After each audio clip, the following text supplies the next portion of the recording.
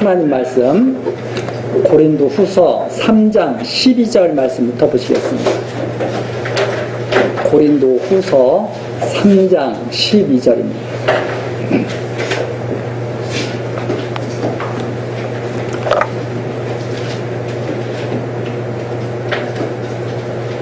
우리가 이 같은 소망이 있으므로 담대히 말하노니 우리는 모세가 이스라엘 자손들로 장차 없어질 것의 결국을 주목치 못하게 하려고 수건을 그 얼굴에 쓴 것 같이 아니하노라. 그러나 저희 마음이 완고하여 오늘까지라도 구약을 읽을 때 그 수건이 오히려 벗어지지 아니하고 있으니 그 수건은 그리스도 안에서 없어질 것이라. 오늘까지 모세의 글을 읽을 때 수건이 오히려 그 마음을 덮었도다. 그러나 언제든지 주께로 돌아가면 그 수건이 벗어지리라. 주는 영이시니 주의 영이 계신 곳에는 자유함이 있느니라. 우리가 다 수건을 벗은 얼굴로 거울을 보는 것 같이 주의 영광을 보매 저와 같은 형상으로 화하여 영광으로 영광에 이르니 곧 주의 영으로 말미암음이니라. 18절까지 내용입니다. 12절서부터 18절까지 내용은 주의 영이 계신 곳은 자유함이 있으며 주의 영광을 보게 된다고 하는 그런 내용입니다. 거꾸로 말해서 주의 영이 없는 곳은 자유함도 없고 주의 영광을 볼 수도 없다는 말이죠. 자, 앞에 3장서부터 사도직을 변호하는, 그러니까 바울 사도가 하나님의 택함을 받은, 부름을 받은 사도라고 하는 것을 밝혀주는 그런 내용인데, 하나님의 영으로 새 일꾼이 되었다. 그러니까 모세는 의문으로 하나님의 일꾼이 되었지만 이 사도들은 하나님의 영으로 새 일꾼이 되었다는 것을 변호하면서 영으로 된 의의 직분, 그러니까 사도들의 직분이죠. 의문의 직분, 모세가 가졌던 직분입니다. 그 직분보다 더욱 영광스러움을 변호했습니다. 그러니까 모세의 의문의 직분은 사람들의 생명을 사실은 율법 아래서 다 죽게 만드는 그런 직분이었죠. 그러나 사도들의 직분은 사람들의 생명을 살리는 직분입니다.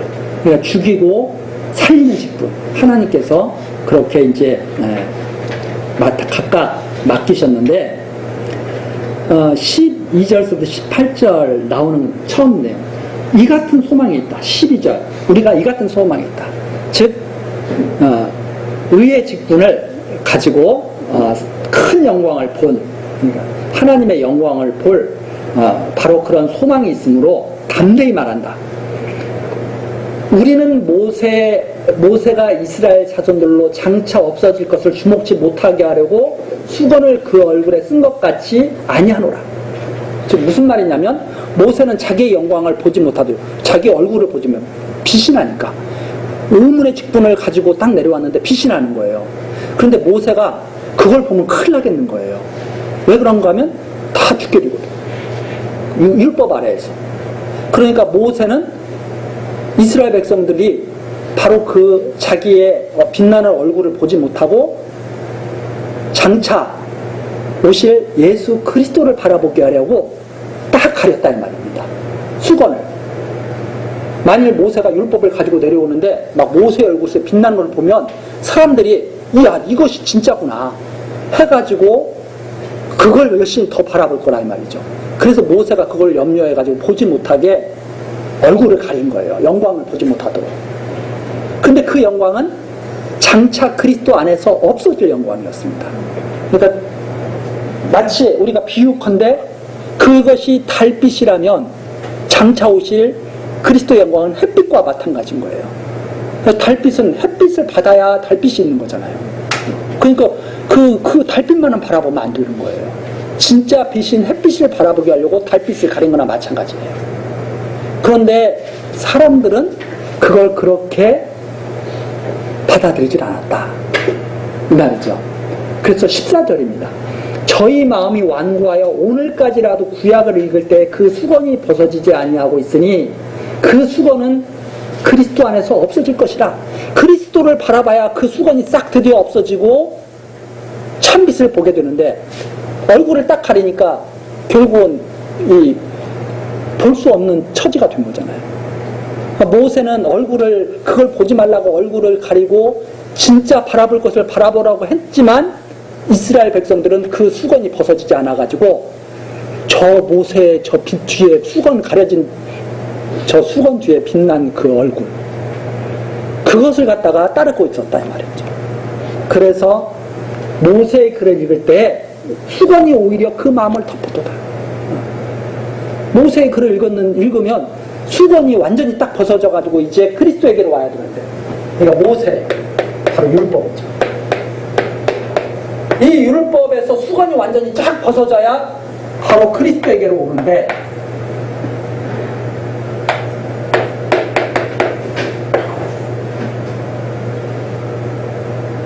이 그리스도에게로 오는데 여기에서 수건이 벗어지지 않고 그냥 꽉 다 둘러싸여 있는 거죠. 율법 아래 딱 갇혀져 버려요. 그러니까 이 율법 아래 갇혀져 있는 사람은 절대로 그리스도를 볼 수가 없다. 율법 아래 딱 갇혀져 있는 사람. 그러니까 지금도 많은 교회에서도 아직도 율법을 지키라고 막 가르치는 교회들이 있어요. 왜 그런가 하면 그리스도가 밝게 보이지는 거예요. 그러니까 지금도 율법을 지키라고 하는 그 교회는 그리스도를 보는 것을 막고 있는 교회예요. 오히려 바로 사도들을 대적하고 있는 그런 유태인들과 똑같은 사람들이다 이 말입니다. 그래서 여기 보십시오. 16절 나오죠. 그러나 언제든지 주께로 돌아가면 그 수건이 벗어지리라. 네. 주께로 돌아가면, 즉 돌이킨다 이 말입니다. 주께로 가면 이 수건이, 이것은 다 벗어지게 돼 있는 거예요 원래. 그러니까 주께로 가지 않았기 때문에 수건이 벗어지지 않은 거예요. 주께로 가면, 다 돌아가면 그 수건이 벗어지리라. 그러면서 주는 영이시니 주의 영이 계신 곳에는 자유함이 있느니라. 율법 아래에서는 아무런 자유함이 없죠. 율법 아래에서는 자유함이 없습니다. 그런데 주는 영이시니 주의 영이 계신 곳에는 자유함이 있느니라. 우리가 다 수건을 벗은 얼굴로 거울을 보는 것 같이 주의 영광을 보매 수건을 딱 벗어져야 주의 영광을 바르게 볼 수가 있는 거죠. 저와 같은 형상으로 화하여 영광으로 영광에 이르니 곧 주의 영으로 말미암습니다. 즉 무슨 말이냐, 예수 그리스도께서 보내신 성령이 역사하는 곳에는 율법에서 다 벗어나서, 율법의 얽매임에서 다 벗어나서 진리 안에서 자유를 누리게 한다. 그래서 자유함이 있다 하는 말이 바로 그 말입니다. 율법에서 벗어나야 자유함이 있는 거죠. 율법에서 벗어나야. 그런데 많은 사람들이 거기에서 벗어나지 못해가지고 자유함을 누리지 못한다. 예수님도 그렇게 말씀하시잖아요. 수고하고 무거운 짐진 자들아. 그게 바로 율법이거든요. 수고하고 무거운 짐진 자들아, 다 내게로 오라. 내가 너희를 편히 쉬게 하리라. 자유함도 없고 쉼도 없고 율법 아래에서. 왜? 율법 아래에서는 한 가지라도 어기면 죽는 거거든요. 그런데 어떻게 자유함이 있어요? 한 가지라도 어기면 죽는다. 근데 문제는 율법을 지키라고 하는 사람들도 율법을 못 지키거든. 율법을 지키라고 하는 사람도 율법을 못 지켜요. 그러면서 자기들은 자유함을 누린대.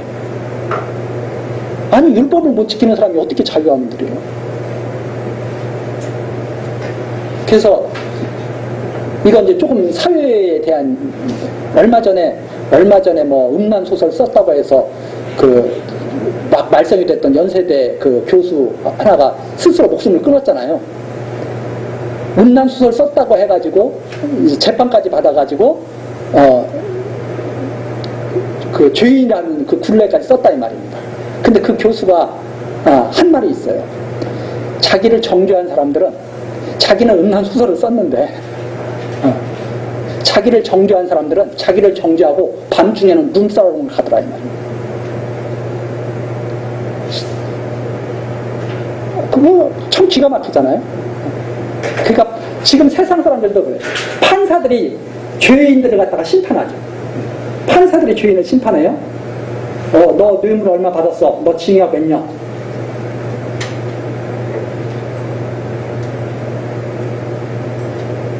서민들이 뇌물을 많이 받겠습니까? 위에 있는 사람들이 뇌물을 많이 받겠습니까? 다스리는 사람들이. 서민들한테 뇌물도 안 갖다줘요. 오히려 뺏어가지. 그런데 서민들이 뭐 하나 조금 잘못하면 자기네들은 우리나라 속담에도 있죠. 성경 우리가 이렇게 말씀을 이렇게 전하지만 우리 속담에 있습니다. 윗물이 맑으면 아랫물도 맑다. 백성들이 왜 이렇게 뭐 예를 들어서 막 투기를 하고 막 난리를 치니까 위에 사람들이 다 하니까 다 그거 보고 배우는 거죠.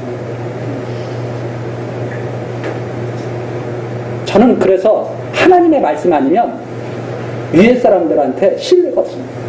그냥 하나님께서 세웠으니까 하나님의 그 능력을 믿고 우리가 그 안에서 사는 거지. 아니 뭘 믿고 이 사람들을 따라.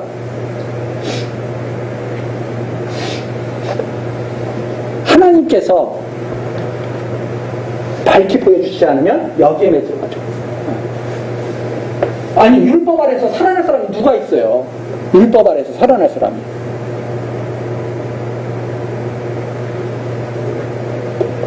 그리스도에게 가야 율법에서 벗어날 수가 있다. 그리스도에게 가야. 그래서 다시 한번 말씀드립니다. 다 벗은 얼굴로 거울을 보는 것 같이 주의 영광을 봐야 돼요. 율법 아래에서는 완전히 우리는 죽을 수밖에 없구나. 이것을 갖다가 알고, 그러면 죽을 수밖에 없는 우리가 어떻게 해야 살지? 그리스도에게로 가야죠. 이러함으로 4장입니다. 이러함으로 4장 1절부터 2절 사도 직분을 받아서 진리를 나타내므로 양심에 대해서 청구한다. 이러함으로 우리가 이 직분을 받아 궁휼하심을 입은 대로 낙심하지 아니하고 이에 숨은 부끄러움의 일을 버리고 계율 가운데 행하지 아니하며 하나님의 말씀을 혼잡게 아니하고 오직 진리를 나타내므로 하나님 앞에서 각 사람의 양심에 대하여 스스로 청구하는. 우리가 이 직분을 받았다. 사도의 직분을 받았는데 궁휼하심을 입은 대로 낙심하지 아니하고. 왜 낙심합니까? 하나님의 진리를 전하는데 그 당시 많은 사람들이 아니라는 거예요. 생각을 해보십시오. 나는 옳다고 이것을 전하는데 다른 사람들이 다 비웃는 거예요. 그러면 그렇게 생각할 거 아닙니까? 내가 잘못됐나? 내가 어디가 좀 모자란가? 이렇게 당연히 생각할 거 아니에요. 예를 들어서 우리 교회에 모인 숫자가 적잖아요. 어떤 데 가니까 사람들이 구름대 같이 모여 있는 거예요. 그러면 사람들의 마음속에 낙심이 생길 수가 있어요. 왜 낙심이 생기냐면 우리는 왜 이러지? 우리가 혹시 잘못 배우는 게 아닐까? 우리가 잘못 전하는 게 아닐까? 낙심이 들 수가 있죠. 그 당시가 그랬다는 거예요. 바울 사도가 전하면 대접받는 게 아니고 매맞아요.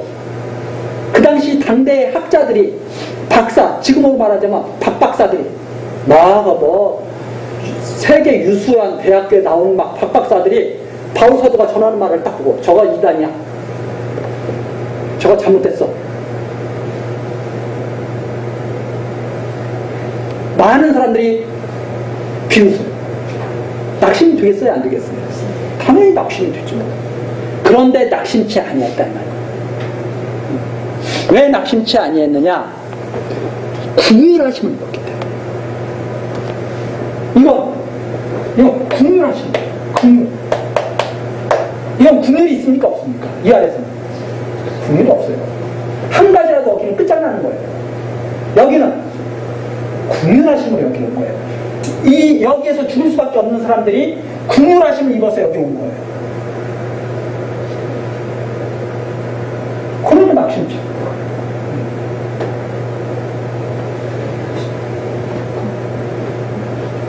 이에 숨은 부끄러움의 일을 버리고, 여기 나오죠. 숨은 부끄러움의 일. 이 아래에서는 다 어떻게 해야 돼요? 다 경건한 척 해야 돼. 왜? 나 율법 아래에서 나 경건해. 나 주일 잘 지켰어. 다 경건해. 숨은 부끄러우면 다 숨겨야 돼. 근데 이 안에 가면은 부끄러움이 어떻게 돼요? 사실 다 드러나요. 부끄러움 다 드러나. 그래서 예를 들어서 어떤 판사가 그래요. 김영란법 어겼으니까 식사 대접 너 했으니까 너 5만 원 이상 5만 원이 걸리면 저는 그것도 모르겠네. 김영란법 어겼으니까 너 저거. 그러면 이제 그 심판받는 사람이 만일 마음이 좀 독한 사람은 그렇게 그럴 거예요. 판사님은 그런 적 한 번도 없어요? 이렇게 하면 어떻게 할 거예요? 물론 한 번도 없는 사람이 있겠죠. 그럼 또 어떤 간음죄, 지금은 간음죄가 없어졌잖아요. 간음한 사람이 딱 있어요. 간음한 사람이 딱 있는데 판사가 재판을 한 거예요. 너 간음죄니까 감옥 가라. 아니면 벌금 내라. 그랬더니 그 사람이 딱 그러면 성경을 잘하는 사람이에요. 그래서 성경을 이용했던 거예요. 판사님 교회 다니십니까? 판사한테 그러면서 의혹만 보면은 간음했다고 그러던데 판사님은 그런 적이 한 번도 없는 모양이죠? 눈이 멀은 모양이죠? 그럼 어떡할 거예요? 다 어떻게 해야 돼? 율법 아래에서는 다 감추고 있어야 돼. 더러운 거 다 감추고 있어야 돼. 더러운 거 다 감추고 있어야 돼. 다 버리고 율법 아래에서는 살 수가 없어. 다 버리고 괴울 가운데 행하지 않냐. 그래서 이런 데서 행하는 사람들은 다 속이는 거예요. 다 속이고 있는 거예요. 거룩한 척하고 뭐하고. 국면 아래 와야만 그때부터 사람이 새 사람이 된다 이 말입니다. 완전한 회개가 여기로 와야 완전한 회개가 되는 거예요. 저 이렇게 살기 싫습니다 하고 이렇게 부끄럽게 괴울 아닌 것처럼 그렇게 살기 싫습니다. 이제 참모습으로 하나님 앞에 궁유를 받아서 은혜를 살고 싶습니다. 이렇게 와야죠. 이리 와야죠. 그런데 부끄러운 일이 하나도 없는 척. 자기는 은혜 받지 않아도 잘 살고 있는 척.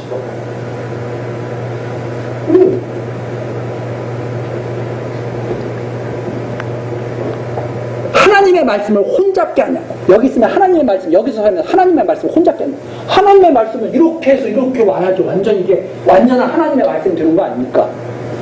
이러한 인간을 하나님께서 이렇게 국률을 베풀어서 살게 하셨다. 이렇게 하나님의 말씀이 온전히 혼잡하지 않고 확실하게 율법 아래에서 모든 죄인된 인간들을 하나님이 긍휼을 베풀어서 살리심으로 하나님의 은혜의 영광을 찬미하면서 살도록 하셨다. 이렇게 확실하게 전해줘야 혼잡하는 것이 없는 거 아니에요.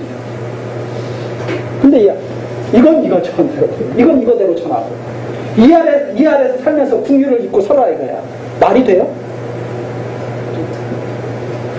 이 율법 아래에서 살면서 하나님의 긍휼을 받으라는 게 말이 돼요? 여기서는 다 거룩한 척하고 있는 위선자들인데 이게 참 아이러니한 거예요.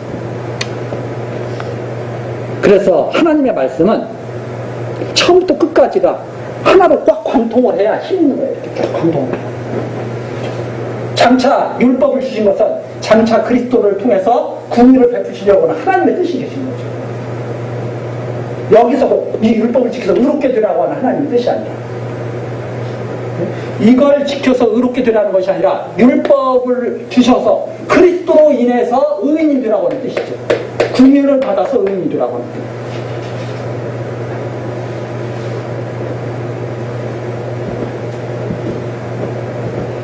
오직 진리를 나타내므로 하나님 앞에서 각 사람의 양심에 대하여 스스로 청구하는. 그래서 하나님 앞에서도 하나님 앞에서도 사도라는 확신이 있지만 각 사람의 양심에 대해서도 확실하게 있다. 왜?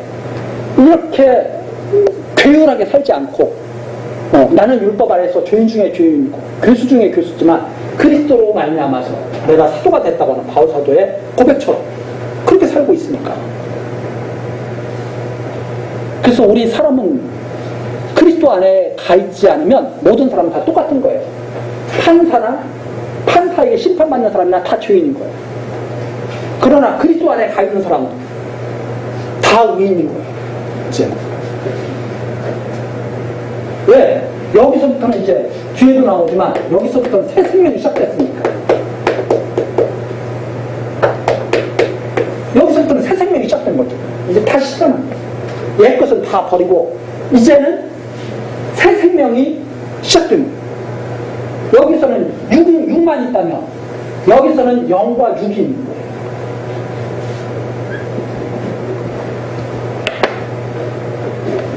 자, 그러면서 3절서부터 6절까지입니다.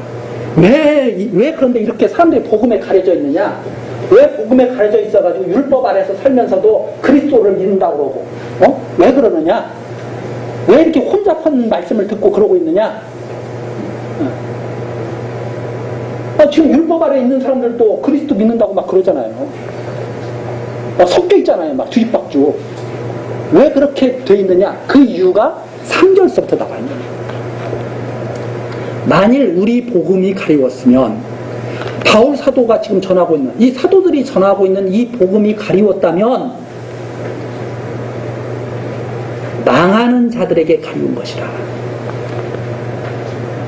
망하는 자들에게 가리운 것이다.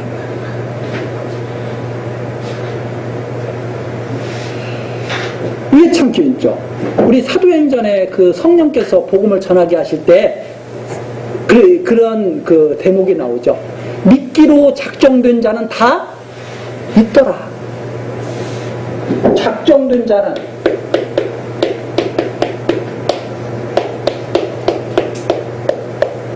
다 믿더라. 아무나 믿는 게 아닙니다. 작정된 자만 믿는 거예요. 어떻게? 한 사람도 빠짐없이 다 믿더라. 그런데 우리에게도 소망이 있어요. 왜 소망이 있느냐?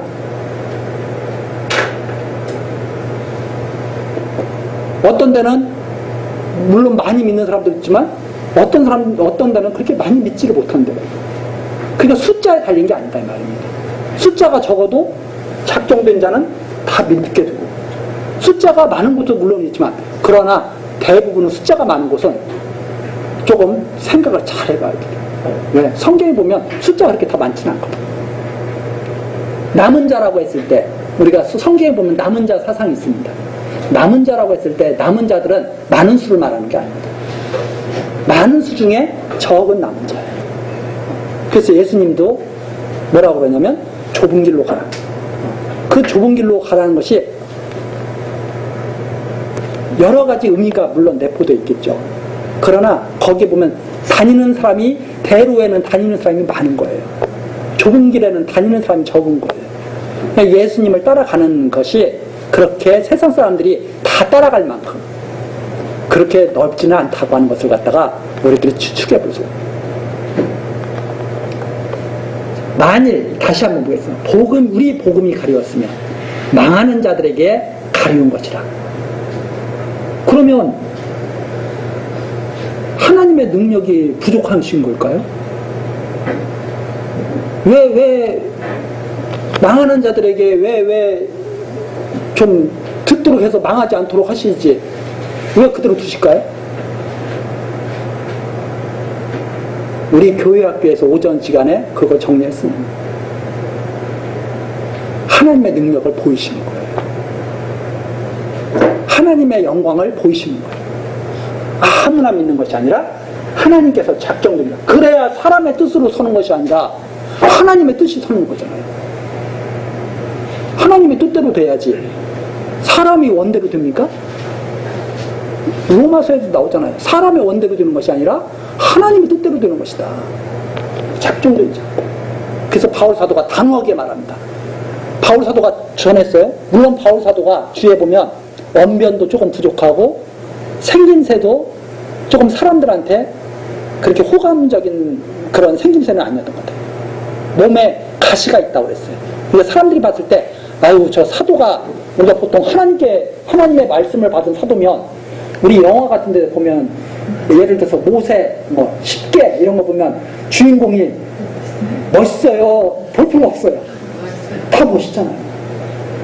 그건 영화고. 바울 사도의 모습은 조금 볼품없다고. 전해 내려오는 그런 여러 가지 전승이 보면. 어떤 사람들은, 어떤 학자들은, 뭐, 눈병이 있어, 눈에 병이 있어가지고, 안질이 있어가지고, 눈에서 계속 이렇게 좀 고름 같은 거 이런 것도 좀 나오기도 하고. 뭐, 또 어떤 학자들은 심지어 뭐라고 말하냐면, 간질병까지 있었을 것이다. 이렇게 말해요. 그건 이제 학자들의 추측이죠. 그러나 분명한 것은 바울 사도의 몸에 병이 있어요. 그래서 바울 사도가 몸에 가시라고 그걸 표현하죠. 내 몸에 가시가 있어서 하나님께 좀 고쳐달라고 했더니 하나님께서 야 은혜가 좋게 너 왜 자꾸 그렇게 고쳐달라고 해. 다시는 말하지 마. 바울 사도가 그래서 3번 강구했다가 안 들어주시니까 아니 바울 사도가 다른 사람 병은 고치는데 당신의 병은 갖고 산 거예요. 그러면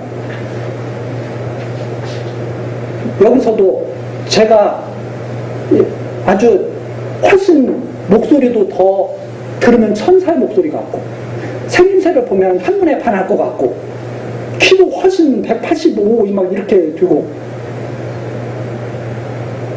얼마나 듬직하겠어요. 그러면 그게 사람 마음대로 됩니까?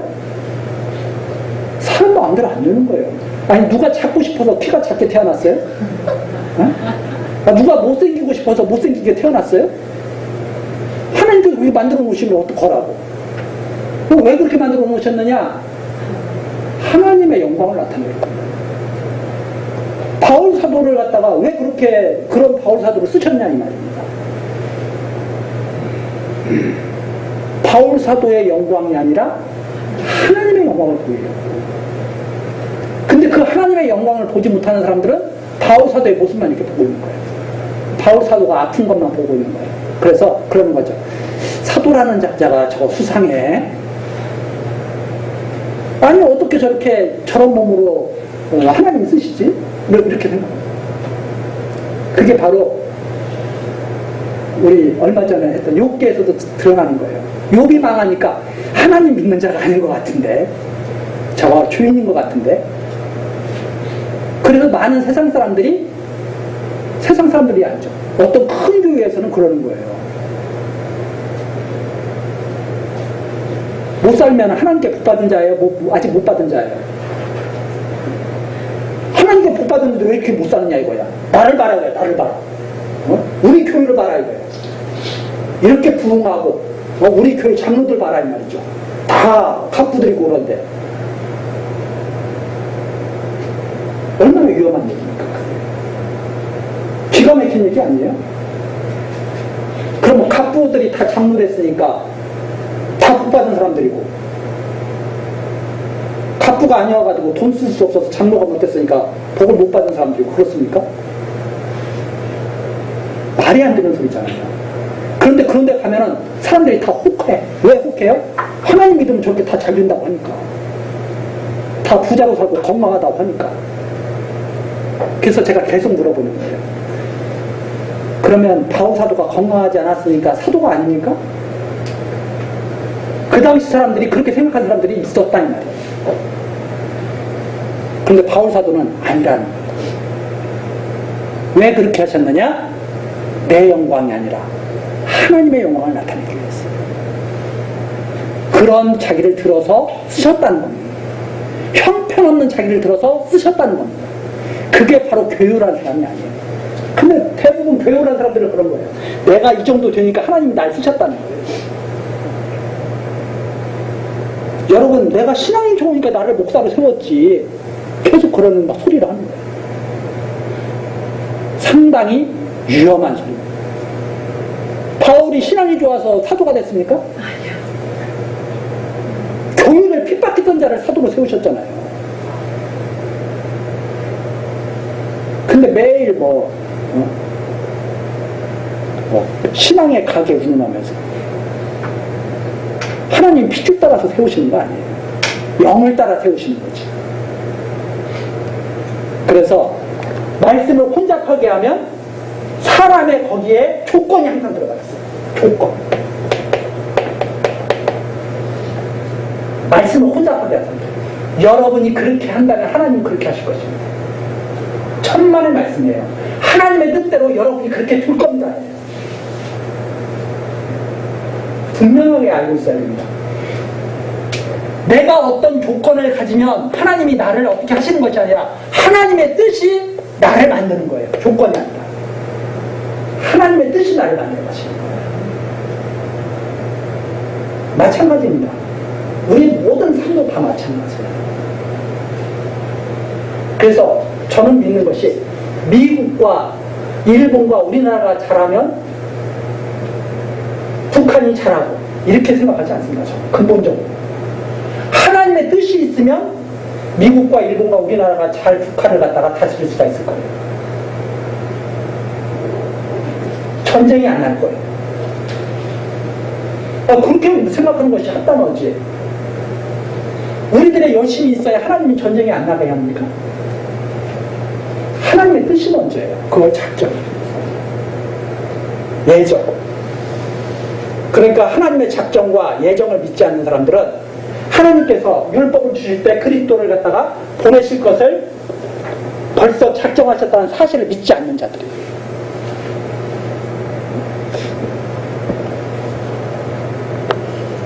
자, 그래서 4절입니다. 다시 한번 4절 보시죠. 만일 4절 그 중에 이 세상 신이 믿지 아니하는 자들의 마음을 혼미케 하여, 네, 어둠의 신이죠. 바로 악의 세력입니다. 악의 권세죠. 이 세상 신이 사단의 권세, 믿지 아니하는 자들의 마음을 혼미케 하여 그리스도의 영광의 복음의 광채가 비추지 못하게 함이니, 그리스도는 하나님의 형상이다. 하나님을 보지 못하게 하는 거예요. 한마디로 말을 해서. 누가? 바로 사단 권세가. 그럼 사단 권세는 자기 멋대로 그렇게 하느냐? 자기 멋대로 그렇게 하지 않는다는 것을 우리는 성경에서 그동안 많이 배웠습니다. 아합을 죽일 때도 그렇게 하시잖아요. 누가 아합을 꿰어 죽게 할까? 그때 미혹하는 영이 딱 나타나서 제가 꿰어볼까요? 그래, 네가 꿰어서 죽게. 미혹하는 영이 아합을 꿰어서 죽게 만듭니다. 아합은 안 죽으려고 변장을 다, 네. 유다 왕을 갖다가 왕복을 입히고 자기는 병들처럼 변장해가지고. 근데 화살이 어떻게 날라왔다고요? 우연히 날라와가지고. 진짜 뜬금입니다, 정말. 못 보게 하니까 안 보이는 거죠. 네.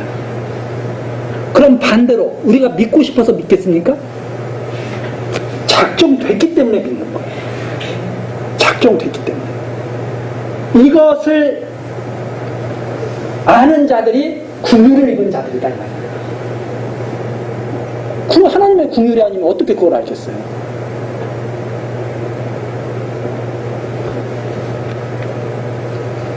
(5절입니다) 우리를 전파하는 것이 아니라, 바울 사도 일행이 자기들을 전파하는 게 아니에요.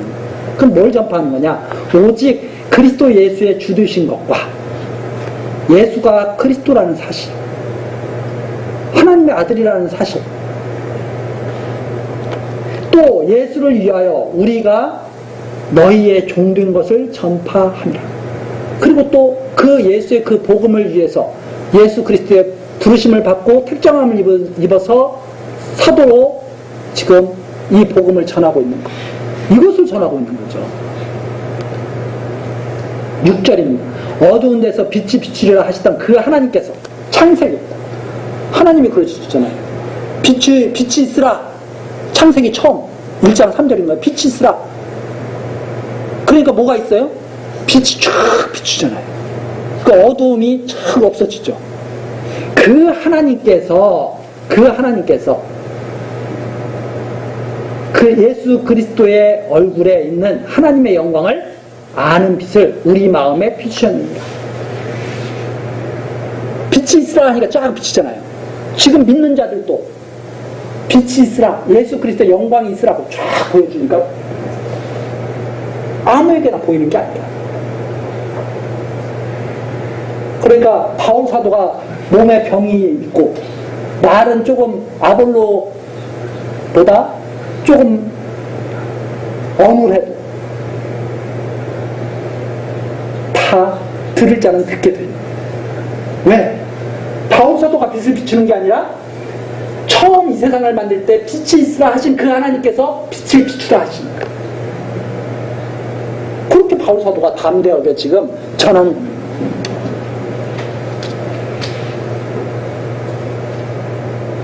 우리 계시록 이제 이번 주 수요일서부터 계시록 이번 수요일은 열린 수요예배고 다음 주 수요일서부터 계시록 하는데 계시록에 보면 그게 나오거든요. 사단을 무저갱에다 딱 가둬서 딱 무저갱에다 집어넣으시면 그 장면이 나옵니다. 하나님이 사단을 그때밖에 못 잡아 넣으실까요? 잡아 넣으시려고 마음먹으면 처음부터 잡아 넣으셨을 거예요. 에덴 동산에서 아담에게 접근도 못하게 하셨을 거예요. 그런데 왜 그 잡아 넣으실 수 있는 분이 왜 그때까지 안 잡아 넣으셔요? 왜 그렇게 계시록에서 잡아 넣는 게 나와요? 미혹할 자 많이 미혹하라. 그렇게 해야 하나님의 영광이 나타난다 이 말입니다. 근데 그걸 안 믿어요. 그걸 안 믿고 오히려 그런 하나님이 어디 있냐고 그래요. 그런 하나님이 어디 있냐고 그래요. 그러면 아니 우리는 사단을 당신 마음대로 작정된 대로 다 부리신다고 그런 하나님이 계시다고 우리는 말하는데 어떤 사람들은 그런 하나님이 어디 있냐고 그래요. 그럼 둘 중에 하나는 뭐가 잘못된지 알아봐야 될 거 아니에요. 미혹된 자는 미혹하라고 놔둔 거예요. 빛을 비출 자는 빛을 비춰주신 거예요. 하나님이 빛과 어둠을 나눴어요? 사람이 빛과 어둠을 나눴어요?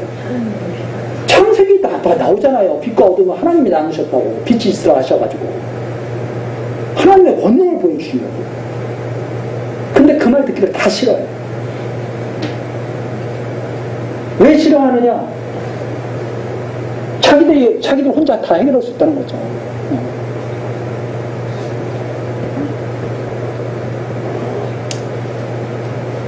자, 그래서 우리가 분명한 것은 하나님이 있다, 없다. 그러면 어떤 하나님이 계시냐?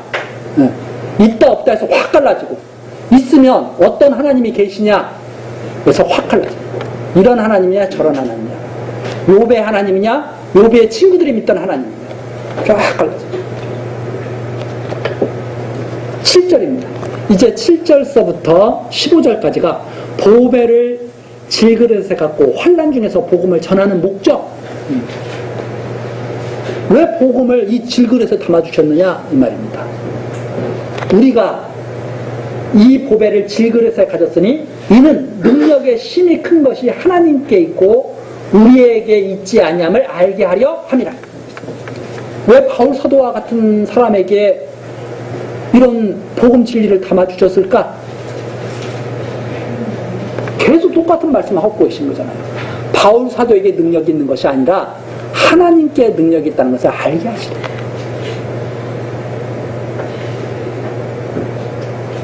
자, 그럼 다시 한번 우리 다시 원래도 왜 야곱은 태어나기도 전에 사랑하시고 에서는 태어나기도 전에 미워하셨을까요? 능력이 하나님께 있다는 것을 알게 하시려고. 다 똑같은 말이에요. 근데 그걸 안 인정하지 않아요. 자, 우리가 왜 이 모습으로 살고 있을까요?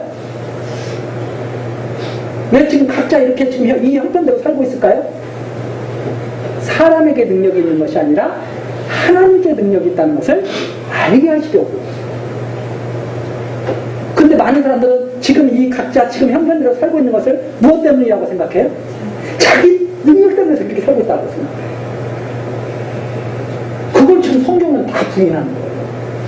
지금 우리가 이 모습으로 살고 있는 거, 내가 이렇게 건강히 이 정도로 살고 있는 거, 이게 하나님의 능력 때문인 거구나. 이걸 알게 하려고 하나님께서 이렇게 살게 하시는 건데, 많은 사람들은 그걸 거꾸로 생각하는 거죠. 내 능력이 이 정도. 그러면 1등 말고는 다 죽어야 돼. 하시면서 어떻게 살아요? 근데 가만히 보세요. 우리 요즘에 저기 텔레비전 같은 데서 영재 발굴인가 뭔가 나오잖아요. 어떤 애는 태어나면서부터 그림을 그렇게 잘 그려. 나는 그렇게 그리고 싶은데도 못 그려. 누구의 능력이에요? 하나님의 능력이에요. 그 능력을 알게 하시는 것이 바로 하나님의 역사다 이 말이에요. 그 능력. 여기 지금 나오지. 우리가 이 보배를 질그릇에 가졌으니 이는 능력의 힘이 큰 것이 하나님께 있고 우리에게 있지 아니함을 알게 하려 합니다. 그 질그릇 같은 존재. 하나님의 은혜를 힘입지 않고는 깨질 수밖에 없는 존재.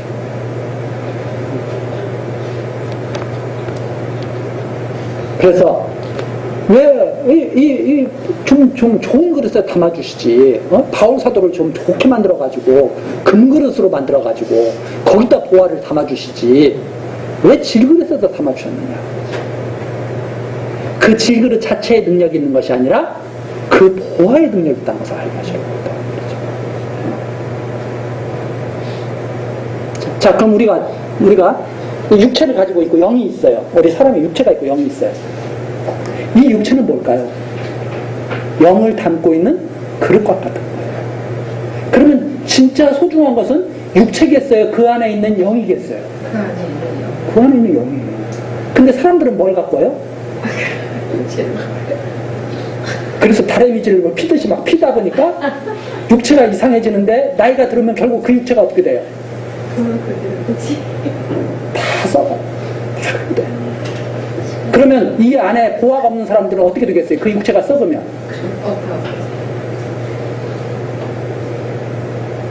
정말 소중한 것이 뭔지. 정말 소중한 것은 안에 있는 영이에요. 근데 그 영을 질그릇에 담아놓으신 거예요. 약한 질그릇에. 왜? 하나님의 능력이 큰 것을 나타내시는 거예요. 자, 그래서 8절입니다. 우리가 사방으로 우겨쌈을 당하여도 쌓이지 아니하며 사방으로 답답한 일을 당하여도 낙심하지 아니하며 핍박을 받아도 버림받지 아니하며 누구에게? 하나님께는 버림받은 게 아니에요.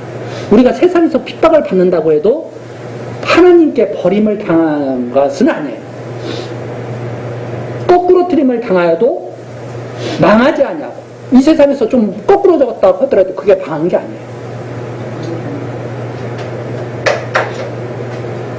우리가 항상 예수 죽인 것을 몸에 짊어지면 예수의 생명도 우리 몸에 나타내게 하려 합니다. 자, 그런데 우리가 여기서 중요한 것이 있습니다. 어떤 사람도 여기서 또 앞에 걸 잊어먹고 이래요. 앞에 걸 잊어먹고, 여러분, 믿는 사람들은 사방으로 우겨쌈을 당하여도 쌓이면 안 됩니다. 여러분, 답답한 일을 당해도 낙심해서는 안 됩니다. 물론 맞는 말이죠. 그러나 전제가 있어요. 답답함을 당하여도 낙심하지 아니하는 전제가 있어요. 어떨 때? 앞에 나와 있는데 하나님의 능력이 있을 때예요. 내가 질그릇 같은, 바울 사도가 질그릇 같은 그런 몸인데 거기에 보화를 담아주셨잖아요. 그런데 답답한 일이 있어도 낙심치 아니에요.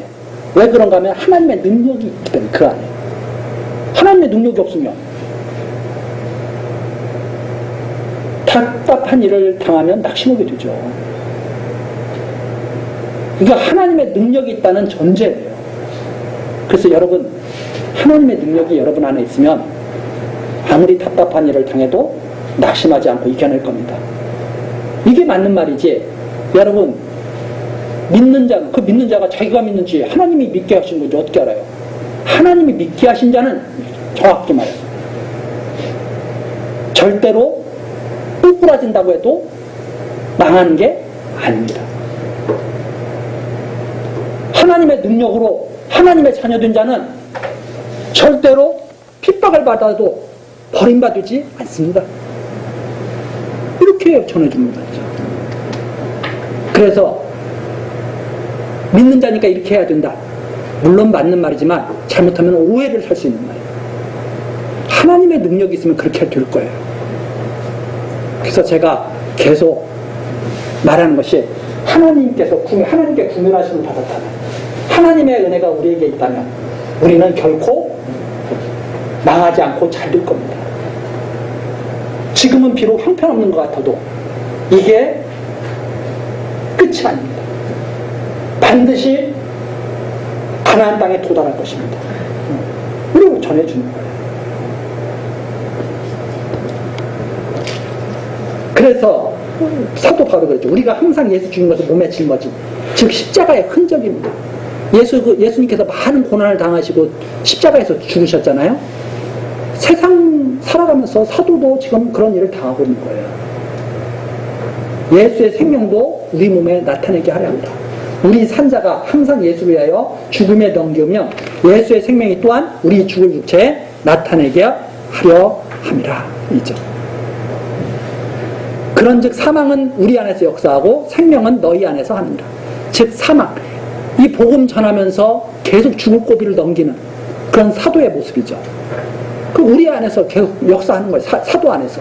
그러나 복음이 고난 가운데서 전파되면 생명은 고린도 교회 성도들 안에서 역사하는 것처럼 그렇게 역사하게 되는 거죠. 그래서 고난 가운데서 하나님의 백성들이 살아갈 때 바로 전해지는 그 복음이 많은 사람들에게 생명을 줄 수 있다는 거예요. 기록한 바와 같이 내가 믿는 거로 말하였다 한 것 같이 우리가 같은 믿음의 마음을 가졌으니 우리도 믿는 거로 또한 말. 그것을 믿기 때문에 말한다 이 말입니다. 자기는 믿지 않고 전한다면 사기꾼이죠. 그러면서 주 예수를 다시 살리시니가 예수와 함께 우리도 다시 살리사 너희와 함께 그 앞에 서게 하실 줄을 아노니 모든 것을 너희를 위하여 하는 것은 은혜가 많은 사람의 감사함으로 말미암아 더하여 넘쳐서 하나님께 영광을 돌리게 하라. 결국은 왜 이런 일을 하느냐? 은혜가 넘쳐서, 은혜가 이 말씀을 들을수록 은혜가 계속 차고 넘치는 거예요. 그래서 하나님께 영광을 돌리게 하려고 하는 것이다. 이게 이제 바울 사도의 이유. 왜 지금 바울 사도가 이렇게 복음을 목숨을 내대고 복음을 전하느냐? 자기의 영광을 보려고 그러는 것이 아니라 하나님의 영광을 보이기 위해서. 왜 그런가 하면 은혜가 너무 넘치기 때문에. 은혜가 너무 넘치기 때문에. 이것이 15절까지의 내용입니다. 우리 다음 시간에 이 부분 연결해서 계속 살피도록 하시겠습니다. 기도하시겠습니다. 은혜로우시고 자비로우신 하나님, 오늘 또 우리들을 인도하시며 지켜주시니 감사드립니다. 질그릇 같은 우리들에게 참으로 귀한 보화를 담아주셨습니다. 생명의 빛을 비춰주셨습니다. 이것이 바로 우리들의 영광이 아니라 하나님의 능력과 영광을 나타내기 위한 섭리임을 우리들 또한 확인했습니다. 이제 우리들 보이는 것, 썩어질 것에 몰두하며 살아가는 것이 아니라 참으로 영원토록 있는 것, 영원한 하나님의 나라와 생명의 소망을 보고 살아갈 수 있도록 우리들에게 지혜와 총명을 더하여 주옵소서. 예수 그리스도의 이름으로 기도드리옵나이다. 아멘.